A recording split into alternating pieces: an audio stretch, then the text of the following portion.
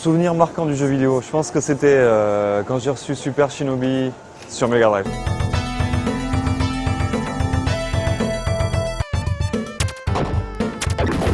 Super Shinobi, c'est Revenge of Shinobi en France. Et quand je l'ai reçu, je pense que c'était le 23 décembre 1989, je pense que c'était ça. Et donc c'était en version japonaise sur la Mega Drive japonaise que j'avais commandé chez Shoot Again, qui était un magazine d'import. Et en fait, quand j'ai commandé Super Shinobi, je pensais commander Shinobi sur Mega Drive. C'est-à-dire que je pensais retrouver la version arcade de Shinobi qui était sortie sur PC Engine, qui avait été adaptée.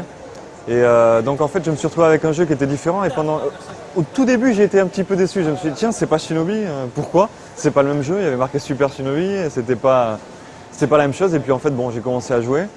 Puis là, ça a été la claque. Là, j'ai retrouvé, en fait, j'ai trouvé quelque chose de complètement nouveau et j'attendais pas. Ça avait rien à voir. Les musiques étaient incroyables. C'était celle de Yuzo Koshiro et il y avait des graphismes qui étaient absolument sublimes, des animations incroyables et j'ai été assommé. Et ça a été un souvenir aussi fort que quand j'ai reçu Ghouls and Ghosts sur Mega Drive.